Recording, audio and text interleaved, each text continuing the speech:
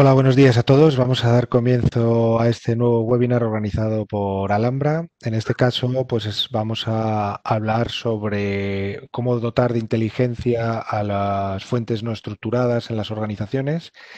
Para ello contamos con Miguel Ángel Alcalde, que es director de desarrollo de negocio para soluciones de negocio y de software dentro de Alhambra.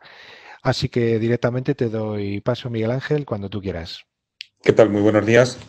Bueno, como decía Sergio, me dedico a desarrollo de negocio en nuestra compañía y en el tema de inteligencia, pues tengo cierta experiencia profesional desde hace ya varios años ofreciendo soluciones tanto al sector público como privado para optimizar sus procesos de inteligencia y de seguridad pues dentro de sus organismos y para dar servicio a los ciudadanos. Entonces, bueno, el motivo de esta presentación es pues daros un primer vistazo de las posibilidades que existe de la tecnología de paliar problemas que tenemos en todas las organizaciones con las fuentes no estructuradas, ¿no? O como me decía un amigo de Brasil, desestructuradas. Entonces, ¿qué problema hay con la información no estructurada? ¿Y qué es la información estructurada? De toda la información que tenemos en una organización, incluso si hablamos de Internet, sucede lo mismo. En Internet muy pocas cosas son accesibles mediante Google. Todo el principal contenido es de difícil acceso y requiere pues, de otros métodos. Y si nos vamos hacia nuestro propio ordenador personal, nos encontramos con que muy posiblemente la única herramienta que tenemos de acceso a la información que gestiona todo lo que tenemos en nuestro ordenador personal, pues es la herramienta de correo electrónico. El resto de documentos los tenemos estructurados en carpetas, con suerte, y tenemos que hacer un acceso manual o utilizando la función de búsqueda por palabras clave que nos aporta el Explorer, ¿no? Entonces, toda esa información, según pues, muchas consultoras como IDC, pues dicen que solamente el 20% de la información que tenemos es accesible de manera rápida y organizada. Y el resto, pues está perdida, la tenemos, tenemos conciencia de que existe, o ciertas personas dentro de la organización saben que existe esa información, pero no todo el mundo puede acceder a ella de manera rápida. Y además, toda esa información que tenemos hoy en día, según de nuevo pues, las principales consultoras que hacen ese tipo de estudios, sigue creciendo y se está disparando a un ratio realmente preocupante por ejemplo, con la incorporación del Internet de las Cosas. Los datos de temperatura, de si me queda o no me queda leche, por ejemplo, dentro de un hogar doméstico, pues antes no existía, pero cada vez vamos a tener más almacenada, más información almacenada en nuestro ordenador de nuestra casa o en nuestra empresa, si lo trasladamos a otro tipo de aplicaciones, por ejemplo, el control de presencia. Control de presencia, el control de turnos, en muchas empresas no era necesario y ahora pues con las nuevas legislaciones pues es necesario almacenar esa información que está ahí, es información que podría ser explotada de manera mucho más rica, pero las herramientas que tenemos para ello pues no nos permiten acceder a ella, ¿no? Y entonces, ¿qué sucede? Pues que pese a que las máquinas generan mucha información, el principal lenguaje de comunicación de esa información estructurada es el lenguaje humano, el puro texto. Entonces, todo ese texto que está ahí, pues no podemos aprovecharlo convenientemente ni acceder a él de manera tan rápida como cuando accedemos a través de una base de datos. Y acceder a ellos es importante pues, por el tema de esta conferencia, ¿no? De poder capitalizar ese conocimiento, esos documentos que escriben los compañeros que tenemos y que cuando se marchan, pues se pierden. Y la empresa, pues, o la organización, pues pierde gran parte de su conocimiento. Entonces, pues para poder acceder a ella, existen herramientas. Aquí vemos pues una serie de dibujitos. Aquí pues antes he hablado de Internet Explorer, que tiene su función de búsqueda, o también Solar, que en muchas administraciones públicas o muchas empresas es muy popular porque es un buscador sobre justamente eso, sobre fuentes no estructuradas, que busca por palabras clave, como Google, ¿no? Es tener un Google, de hecho, también vende Google Appliance y también es una herramienta para poder buscar en toda esa documentación que tenemos perdida. Las bases de datos relacionales o incluso de bases de datos no relacionales, de nuevo, pues suponen que solamente acceden a cierta parte de los contenidos, los contenidos almacenados en los ordenadores de los trabajadores, pues está fuera del perímetro muchas veces. Para poder acceder a esa información, como estábamos comentando, pues se utilizan buscadores y ahora se denominan cognitivos. Dentro de los buscadores cognitivos nos encontramos los estadísticos o donde se aplica la tecnología de Machine Learning, como son Solar, Microsoft R, Google Appliance, Elasticsearch. Estos, Solar y Elasticsearch, son herramientas gratuitas muy interesantes y que facilitan en gran parte la capacidad de acceder a esas fuentes. Luego nos encontramos con otro tipo de buscadores que son semánticos, que utilizan el lenguaje natural, la búsqueda semántica, y de entre ellos he encontrado solamente un fabricante, y aquí voy a desvelar la trampa de este seminario, de esta pequeña charla de esta mañana. Es Persistent, es una empresa donde yo he trabajado hace unos años y entonces pues por eso la pongo ahí en primera línea, ¿no? Hay otras herramientas de análisis sintáctico, análisis semántico, que están en fuentes abiertas, estos son de dominio público y se pueden utilizar, son bastante interesantes, pero tienen siempre una pega que luego contaré. Y luego después tenemos otras herramientas que por supuesto habéis oído hablar de ellas, como son la solución de IBM, Watson. Watson no solamente es una herramienta de Machine Learning, Watson tiene un módulo adicional de análisis semántico que permite mejorar y optimizar los pequeños fallos que tiene la tecnología de Machine Learning aplicada al lenguaje humano. También pues tenemos el motor de Cambridge. Supongo que habéis oído en la prensa hablar de Cambridge Analytics, que es una empresa que se dedicaba a espiar en Facebook, en Twitter y demás, para vender luego la información pues, a gobiernos y a empresas, vulnerando, por así decirlo, o sin decirlo, simplemente vulnerando los derechos de uso de las redes sociales donde accedía a esta herramienta, ¿no? Y entonces la tecnología pues, permitía este tipo de búsquedas, ¿no? Búsquedas semánticas también. Pero no Miguel solamente Ángel, tenemos Sí, perdona que te interrumpa. No lo he comentado al principio, pero a la derecha tenéis un apartado de preguntas para poder hacernos preguntas y que Miguel Ángel os las puede ir respondiendo. Entonces, nos pregunta por aquí María, ¿qué diferencias hay entre Machine Learning y análisis semántico? bien, Machine Learning es un algoritmo que nace para poder reconocer formas y de forma rápida es un algoritmo estadístico que por comparación, por patrones, va estableciendo categorías. Y el análisis semántico es una técnica de lenguaje, o sea, es una técnica de análisis procedural, no es una tecnología basada en Machine Learning, sino es puramente procedural, que aplica la manera que nosotros pensamos que funciona nuestro cerebro para comprender el lenguaje y es leer tratar de analizar el texto mediante un análisis primero sintáctico, por supuesto ortográfico. Muchos correctores ortográficos que utilizamos están basados en esa tecnología. Hace un análisis sintáctico para la correcta construcción de las frases y detectar quién es el sujeto, el verbo, el predicado, el complemento directo, etcétera. Y después, por último, falta el ligero problema del valor del significado de las palabras. Las palabras en el lenguaje humano pues pueden tener una sola palabra, puede tener, no vamos a decir infinitos significados, pero desde luego, como veremos un poco más adelante, pues en función de la localización, de la geografía, en función de la época del año, en función del contexto social, político, etcétera, una misma palabra significa muchas cosas. Y eso pues a una máquina, cuando trata de comprender lo que pone en un texto, pues le vuelve loca. Si os parece, continúa. Entonces, el Muchas tema de la gracias, Miguel Ángel. comprensión. Sí, perdona.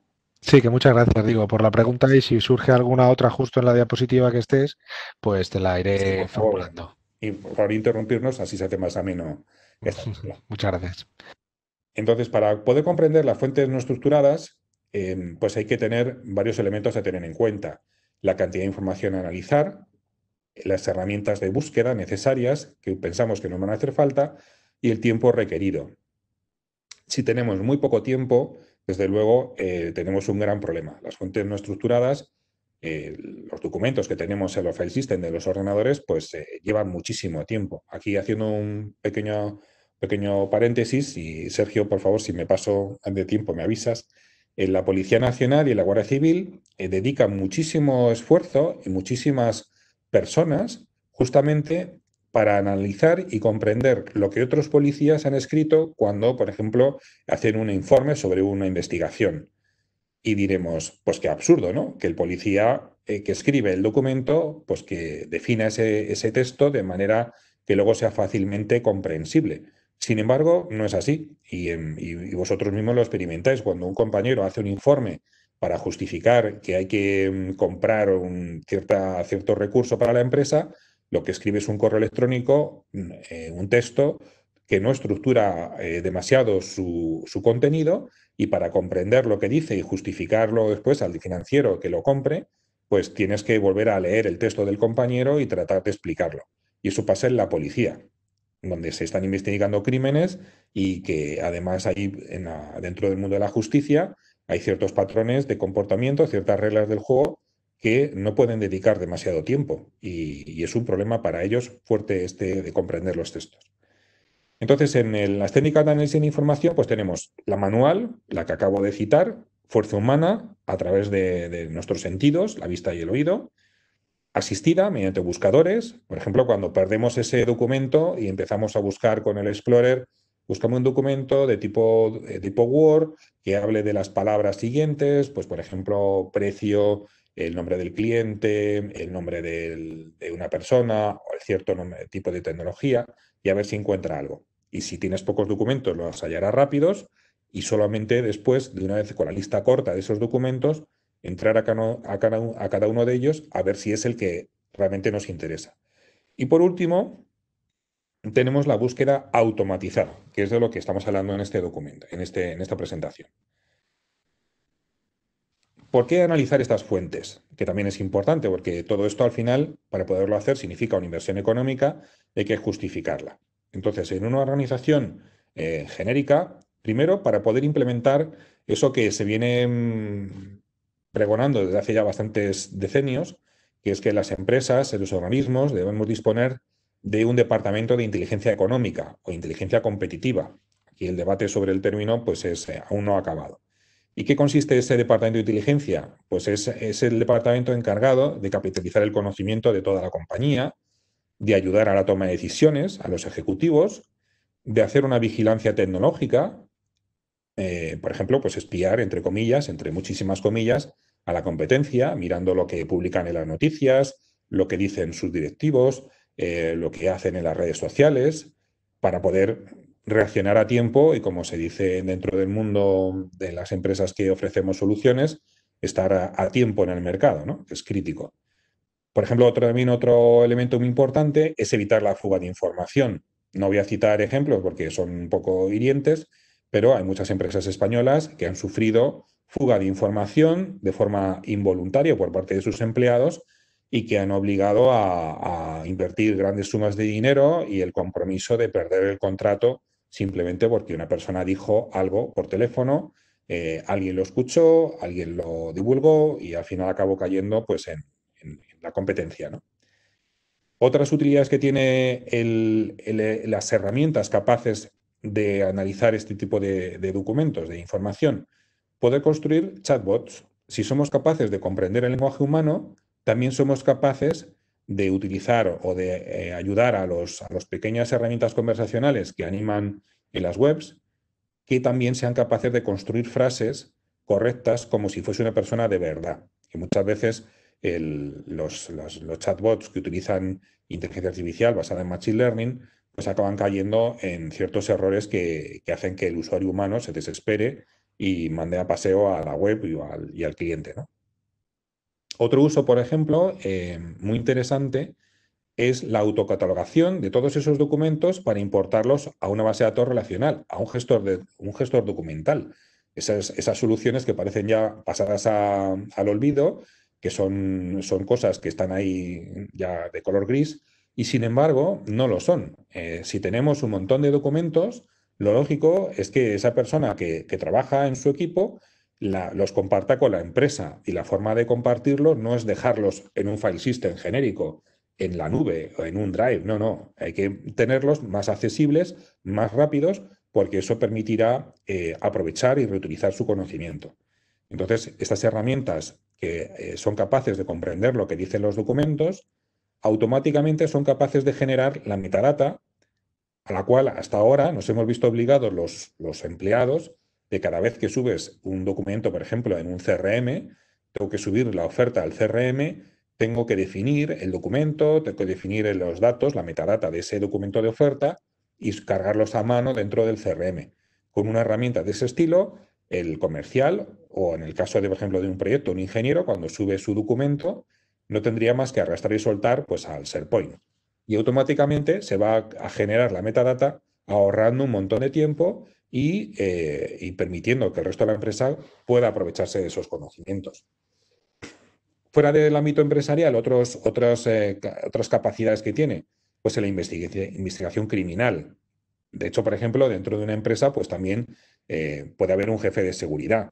Pues este tipo de herramientas, pues permite, por ejemplo, hay firewalls de estos dicen de sexta, séptima generación, que implementan un poquito el DLP famoso para poder prevenir que no se cometan crímenes desde la empresa, vigilando el tráfico HTTP que generamos, para que no haya nadie que tenga un servidor dentro de la red ofreciendo servicios que no son los que tiene que ofrecer la empresa, o permitir investigar. Por ejemplo, cuando trabajaba en otra empresa, nos pidió una gran multinacional española localizar en muy breve tiempo, porque si no se le pasaban los plazos judiciales y evitar que hubiese daños mayores, cierto documento que se había perdido en la red de la compañía.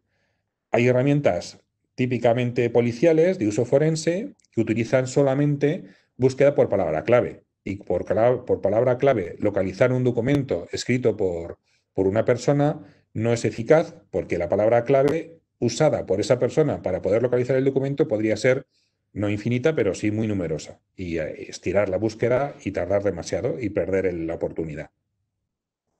Y en el mundo de la inteligencia, de los servicios de inteligencia del gobierno, por ejemplo, los que utiliza pues, nuestro famoso CNI, pues el evitar, por ejemplo, pues el que nos espíen, capturar fugas de información del enemigo. El enemigo es cualquier país fronterizo, es un enemigo.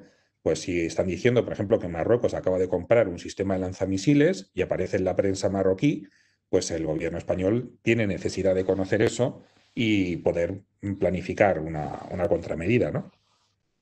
O, por ejemplo, en Internet, pues también recuerdo otra célebre empresa que tiene una tarjeta de crédito para sus clientes, cuya seguridad es realmente muy mala, pues están muy preocupados de que cayese en manos de hackers todos los códigos los datos de sus clientes y los vendiesen en la Darknet. El poder descubrir a tiempo al hacker cuando ofrece en el Amazon de los malos todos los datos de los clientes de esa gran empresa, pues es una necesidad para esa compañía, ¿no? Y adquirieron esa tecnología con ese propósito.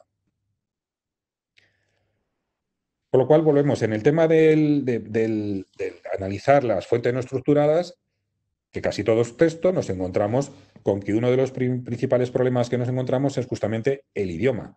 Dependerá del idioma el aplicar la tecnología. No da igual buscar en inglés que en español.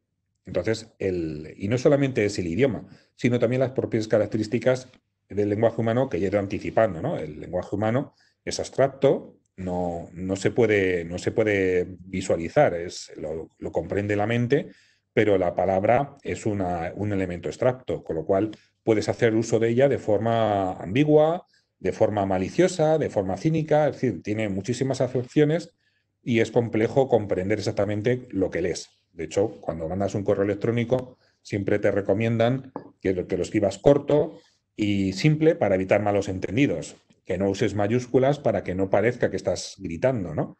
Etcétera, ¿no? Una serie de convenciones para tratar de facilitar al interlocutor que lee tu texto malas comprensiones.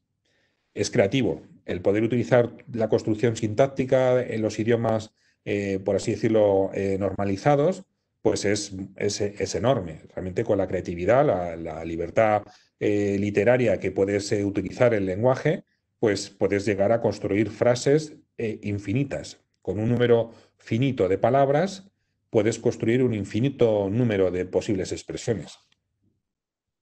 Como antes te decía, también incluye el contexto en el cual se está hablando. No da igual una palabra en cierto ámbito que en otro.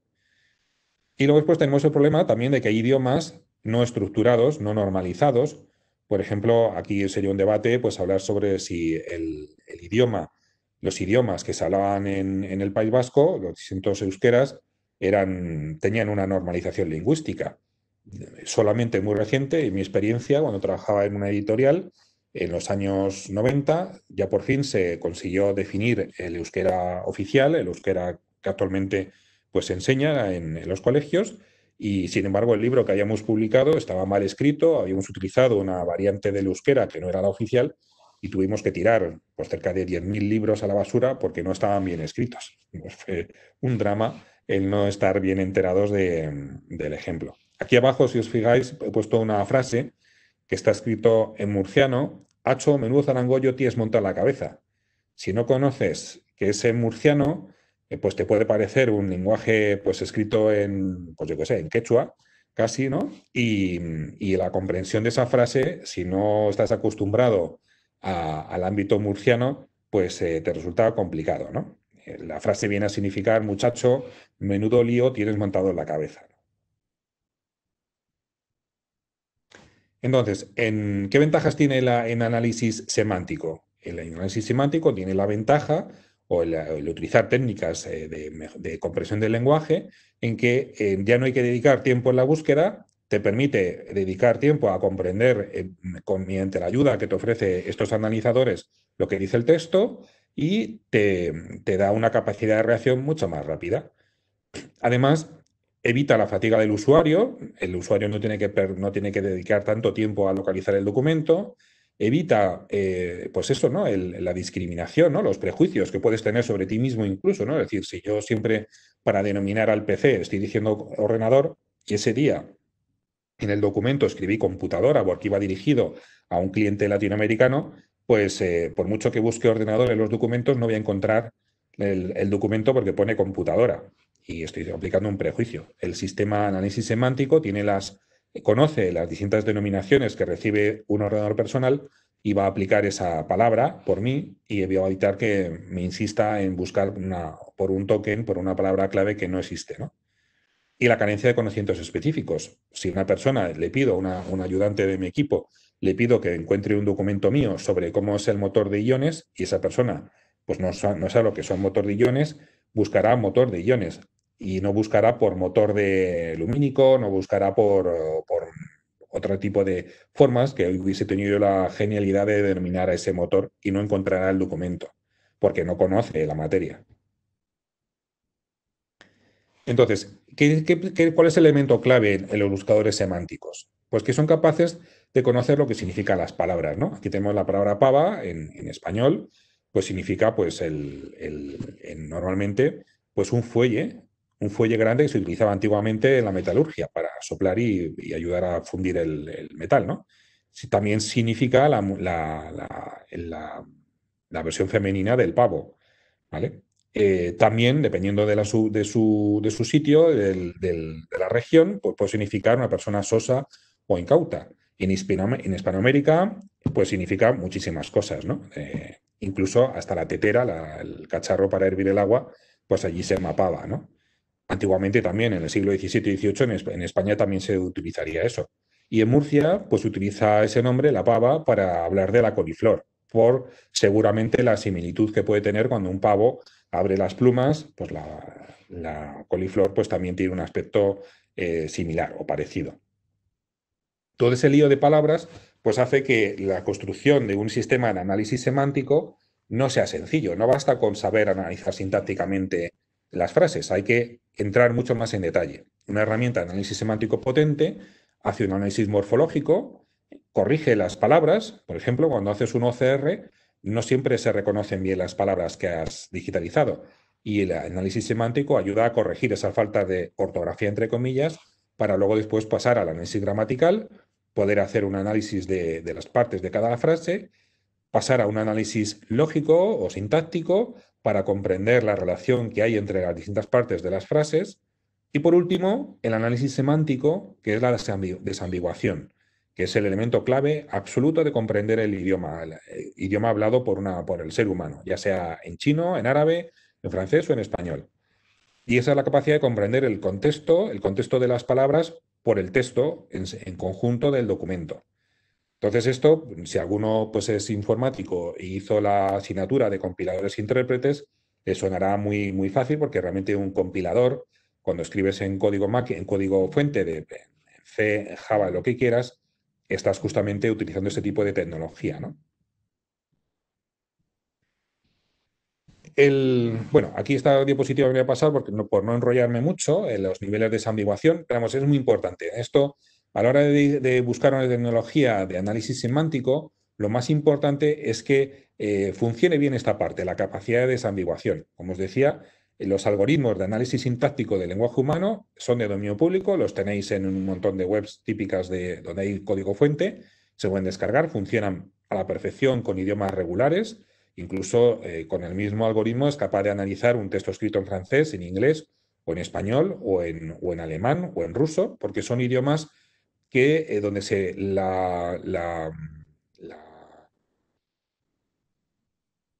la normalización de los idiomas es ortogonal, es decir, hay unas reglas de construcción comunes, aunque cada uno pues, tenga sus peculiaridades. El alemán se declina, pero todo tiene unas reglas fijas que permiten comprender el texto.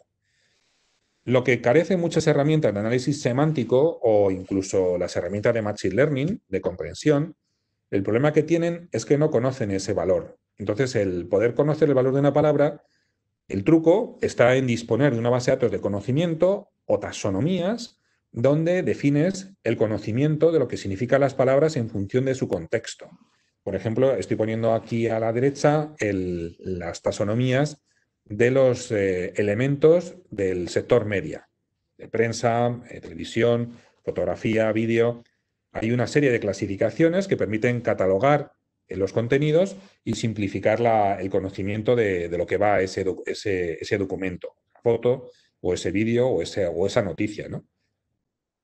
Y dentro de esas categorías, pues existen una serie de palabras claves, con lo cual un periodista o un sistema de noticias rápidamente, cuando vas a buscar una noticia relativa, por ejemplo, a cualquier tema, por ejemplo, de economía, rápidamente te va a sacar las noticias relativas al apartado de economía, España, empresa privada, banca, etcétera. Y directamente te dará solamente las noticias de esa selección, de ese árbol jerárquico de conocimiento que me interesaba.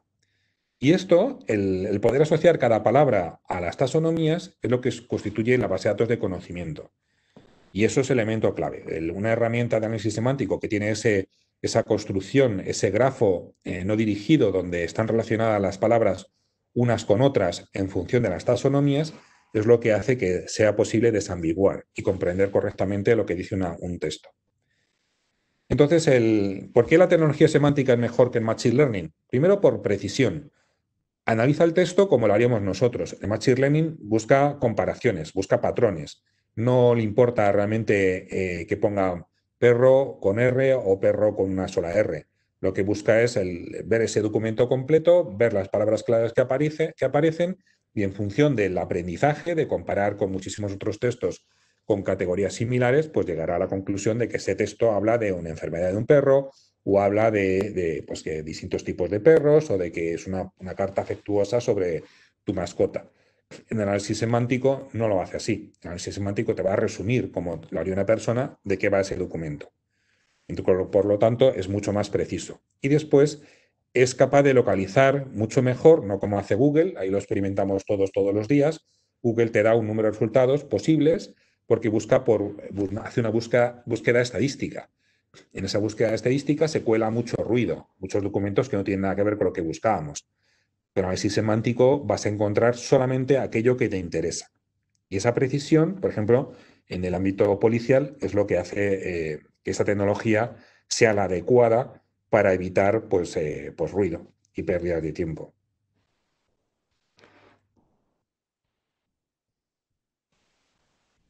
Las diferencias, aquí podría ser un debate sin fin, porque tampoco yo soy un experto en semántica, ni en lenguaje natural, uy ya, ni tampoco soy un gran experto en machine learning, ¿no? Pero bueno, de forma resumida, podríamos decir que la principal característica es que el análisis semántico comprende el significado de la palabra, hilando de manera muy fina, y el estadístico o Machine Learning no.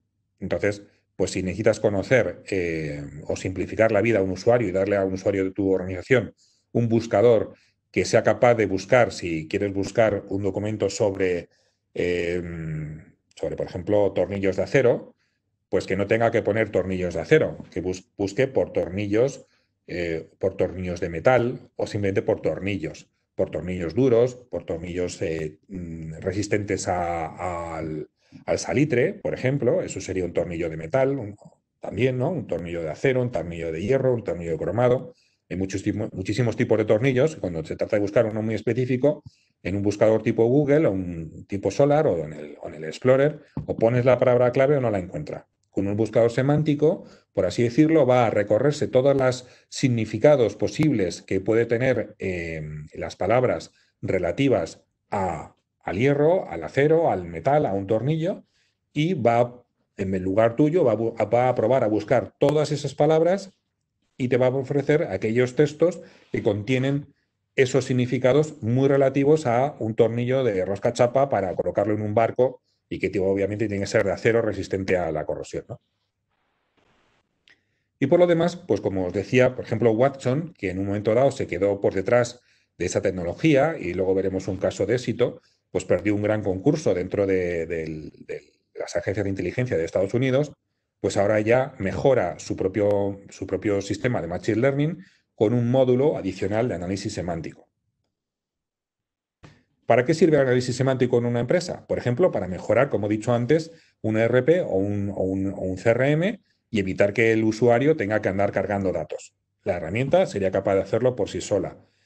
Dentro de un organismo público o en una empresa que tenga gran innovación, para poder clasificar los documentos por criterios de seguridad. Pues un documento que es público, porque no habla de nada confidencial de la compañía, sería accesible por cualquiera, pero si contiene ciertas palabras claves, habla de ciertos temas, pues debería clasificarlo para evitar que no cualquier usuario pueda acceder a ese documento.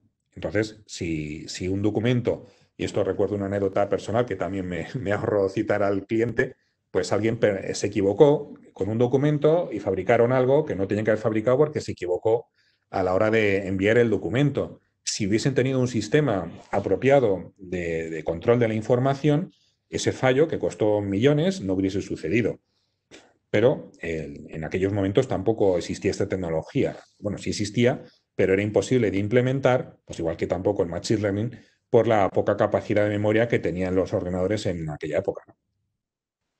Sirve, por ejemplo, para robotizar de forma absoluta un contact center y hacer bots inteligentes que de verdad respondan como personas, no respondan palabras, repeticiones como nos hace Siri, que tiene coletillas, guiando. El cerebro humano, una característica de nuestro cerebro es que es capaz de detectar repeticiones, y con Siri pues acabas hasta el gorro de ver que es un bucle cerrado que vuelve a traer siempre al mismo sitio.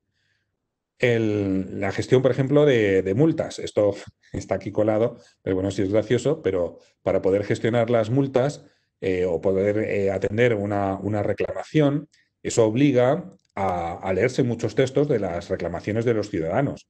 Por ejemplo, no necesariamente una multa, sino, por ejemplo, una carta de reclamación de un cliente a una empresa. El departamento de atención al cliente se puede volver loco leyendo documentos y no acabar nunca, y contratar más operadores para seguir leyendo y no acabar jamás de gastar dinero en un departamento que aparentemente no produce muchos ingresos a la compañía. Automatizando ese área de gestión de reclamaciones o la gestión de multas, si se tratase, por ejemplo, de la DGT o de un ayuntamiento, pues se aceleraría muchísimo más los trámites y aprenderíamos muchísimo más. Otra herramienta que es realmente increíble es el poder extraer de un documento el resumen. Normalmente cuando a un directivo se le pasa un proyecto, ese directivo tiene que leerse la oferta y te hace tu documento que propones y te dice, no, me la he leído de manera diagonal y no me gusta. Y entonces dices, hombre, pero te has leído con detalle. Pues el otro pues puede decir, no me faltes al respeto, como no voy a haberlo hecho bien, pero también es verdad que todos nos conocemos, por muy jefe que seas, siempre pues necesitas ayuda. Una herramienta de análisis semántico, como veis en pantalla, sobre un documento cualquiera, es capaz de presentarme de dónde está hablando. Si estamos hablando de geografía, me va a pintar en el mapa de las ciudades sobre las cuales trata ese documento. Y no necesariamente las ciudades, sino las regiones, las provincias. ¿Y cómo lo encuentra? Pues, por ejemplo, si está hablando por ejemplo, de vertidos a un mar menor, el sistema directamente te va a señalar pues, el campo de Cartagena. No has mencionado nada relativo a Cartagena, ni al Algar, ni a San Javier, pero simplemente porque ha dicho sobre vertidos al Mar Menor, directamente te indica que está hablando de esa región. Y así sabes pues, que estás leyendo un documento sobre ese asunto. Por la forma de escribir y haciendo un análisis semántico, la herramienta es capaz de decirte las categorías y las emociones que aparecen en ese documento. Si tú en tu documento estás utilizando siempre un tiempo verbal, hay que hacer, hay que ver, pues es un documento imperativo. Y eso, si se trata de un documento dirigido a un cliente, pues sería un estilo absolutamente erróneo. Y un directivo, pues puede decir, no me gusta el documento. ¿Y por qué no te gusta? Pues es que lo veo un poco directo, ¿no? Pues directamente, si la herramienta te dice por qué es un documento severo, es un documento pues, demasiado autoritario, pues enseguida le ayudas a corregir a la persona que tiene que modificar ese documento. Cuando, por ejemplo, dentro de un documento se hacen muchas relaciones entre personas, hechos, sucesos, pues eso te ayuda también a evitar el tener que recordar de quién, porque te puede pintar en una pantalla pues un grafo como este que tenemos aquí en pantalla que señalo, y de esa forma pues comprender bien de qué está tratando ese documento, ¿no? Y sobre todo, por ejemplo, aquí en la diapositiva anterior, si vuelvo, ya con esto ya estoy acabando, el poder generar un resumen. Un resumen no basado en las frases donde aparece la palabra clave, como hace Google, sino en las frases que más tienen que ver con las taxonomías a las cuales se refiere ese documento. Y de esa manera realmente estaría haciendo un resumen como lo haría una persona. Cuando tienes que resumir el Quijote, muchas veces vamos a hacer una referencia a ciertas frases del Quijote, si no lo hemos leído, por supuesto, que se refieren, te dan un ejemplo vivo de lo que trata ese libro, ¿no? Y eso es algo que es muy humano de hacer. Hacer un resumen mediante esta estrategia, que otro tipo de herramientas sería incapaz de hacerlo, pues nos permite crear o ayudar, y por eso la capacidad de crear la metadata de un documento. O, por ejemplo, de clasificar por criterios de seguridad los documentos. Ejemplos donde se aplica esta tecnología para que veáis un poco la potencia. Esto es un proyecto europeo, proyecto Dante, en el cual tuve el honor de participar un poquito, y es un proyecto europeo para ayudar a la lucha contra el terrorismo que existe, que deja trazas en Internet y en la Deep Web y en cualquier sitio que haga falta. Aquí participa la Guardia Civil de nuestra y un proyecto pues, muy interesante.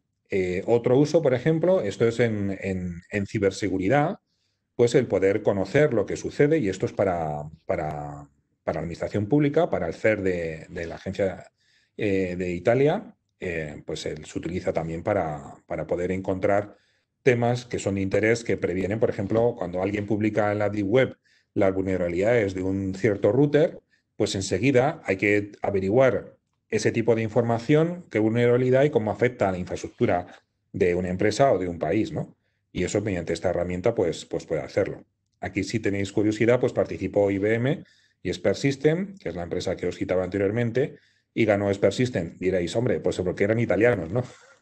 Posiblemente también, pero el principal motivo de por qué ganó es porque el comprender las alegorías que utilizan los cacos para publicar sus cosas, pues complica muchísimo el aprendizaje. La herramienta principal de IBM es una herramienta basada en Machine Learning, y el aprendizaje es crítico. Y una herramienta de ese estilo, aprender sobre cosas que están ocultas, es realmente complejo. Mientras que si está alimentada mediante pues, lingüistas que van creando la base de datos de conocimiento, la fiabilidad del sistema será muchísimo mayor. En inteligencia, esto es el caso que os comentaba, este proyecto hasta hace poco era absolutamente secreto, no podíamos mencionarlo cuando yo trabajaba en esa empresa ni después, y es una herramienta que ojalá la tuviéramos en España, que permite a cualquier empresa, cualquier agencia policial ya sea la policía de un condado, una policía federal o estatal o los 911, pues poder consultar cualquier elemento que interese conocer dentro de la base de datos de denuncias y de denuncias de los ciudadanos y de investigaciones policiales para poder rápidamente comprender un suceso, ¿no? Y ese sistema, ese superbuscador que ellos disponen, que es el proyecto, ahora se me ha olvidado, pero por aquí vendrá, se ve muy mal en esta pantalla.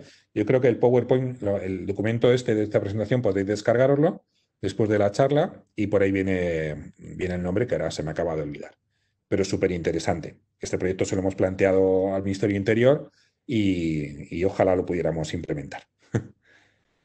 Y nada, por último, pues recordaros quiénes somos. Somos una empresa muy comprometida en el ámbito de la seguridad, de ofrecer a nuestros clientes soluciones versátiles. Nos gusta decir de principio a fin, full stack. Es decir, nosotros podemos ofreceros desde el alojamiento de vuestros sistemas al soporte informático, a las aplicaciones que necesitéis y al desarrollo de negocio, la consultoría. Os acompañamos en todos los niveles de la tecnología y nuestro compromiso, ¿no? Con nuestro compromiso con vosotros de aportar siempre las mejores soluciones innovadoras, pero probadas para que podáis ser competitivos en el mercado, ¿no? Y con esto estaría todo. Muchas gracias, Miguel Ángel. Nos preguntan por aquí si es compatible esta tecnología con sistemas de gestión documental de tipo SharePoint. Sí, sí, sí. Es, por lo menos la herramienta de Spark System, que nosotros somos distribuidor aquí en España, y no vamos a decir que somos niveles de partner, porque partners tiene poquitos de momento, pues tiene conectores con SharePoint, tiene conectores con Alfresco, de manera que cuando tú a este robotito le dejas caer en un file system o le mandas mediante un web service un documento, extrae la metadata, la carga dentro de SharePoint o de Alfresco y automáticamente ese documento queda catalogado conforme a los criterios que se haya establecido por el Departamento de Documentalística de la organización. Se puede revisar, se puede añadir al workflow, etcétera, etcétera. Y los conectores ya existen, no hay que crearlos.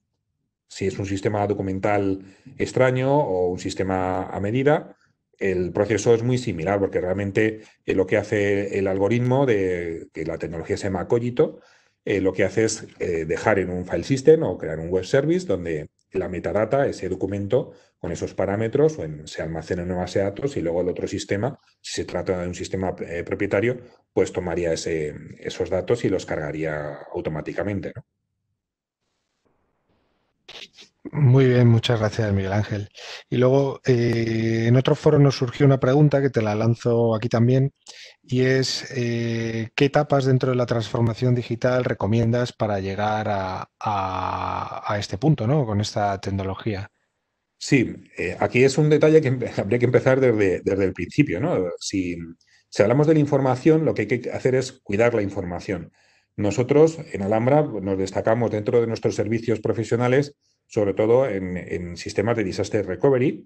Tenemos gente súper experimentada, tenemos los medios para poder ayudar a las compañías tanto a que ellos tengan su propia infraestructura para hacer sistemas de backup potentes o bien externalizar ese servicio en nuestros sistemas. Nosotros disponemos de infraestructura en nuestra nube para poder ofrecer a los clientes ese backup, ¿no? Si perdemos la información, de nada sirve luego tratar de buscarla. Y empezando por ese primer paso, después iríamos a ofrecer la solución para instalarla on-premise o en modo SaaS o directamente externalizar el sistema de gestión de conocimiento en nuestros sistemas, porque el problema que tiene la información es que crece, crece y crece, nunca se detiene. Y para una empresa estar invirtiendo en almacenamiento, pues le supone un cuello de botella y un gran serio problema, porque ¿cómo discriminar si los vídeos que un cierto departamento genera día a día, nadie sabe el motivo por qué esa gente almacena información en vídeo o genera cantidad de documentación? ¿Qué documento de todos esos es el valioso? No puedes poner a personas a analizar, o los salvas o los borras, pero poco más criterio puede tener un responsable de sistemas cuando le piden que haga backups de información ingente. El coste de ese almacenamiento, si lo tiene que comprar, supone una inversión, un inmovilizado tremendo que pesa hoy en día muchísimo, y la estrategia más versátil o que tiene mayores rendimientos, pues es subcontratar ese servicio en empresas como nosotros.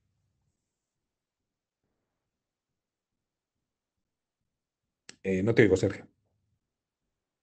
Perdona, que tenía el micro en mute.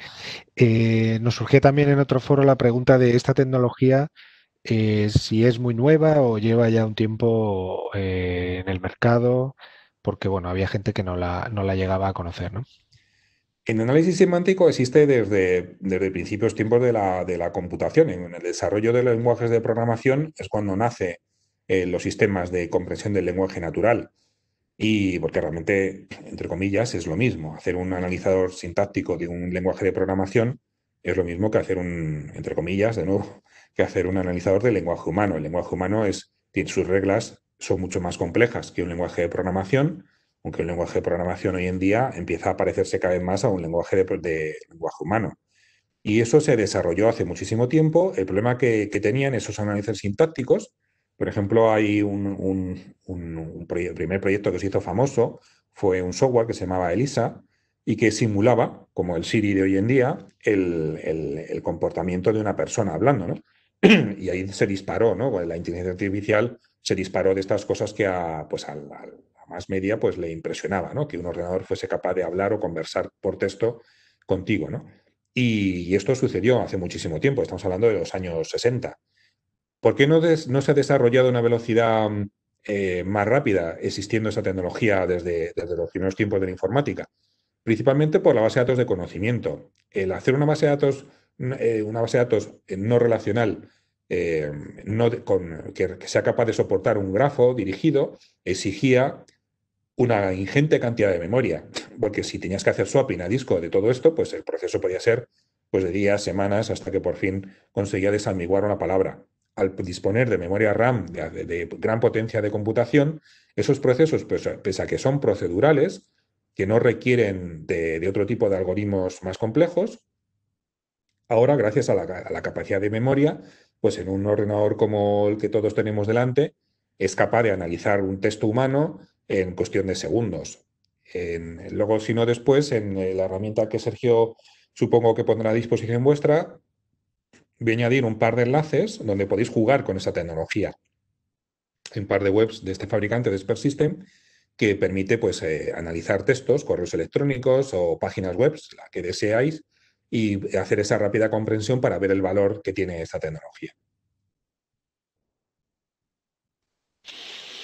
Pues muchas gracias, Miguel Ángel, por tu presentación, por tus respuestas. No sé si alguien más quiere lanzar alguna pregunta. Estamos en tiempo, habíamos dicho aproximadamente una hora para que fuese algo rápido. Ha sido mucha información, pero como dice Miguel Ángel, os vamos a hacer llegar la presentación, igualmente el vídeo del webinar para poder revisar si necesitáis alguna de las indicaciones que ha hecho Miguel Ángel.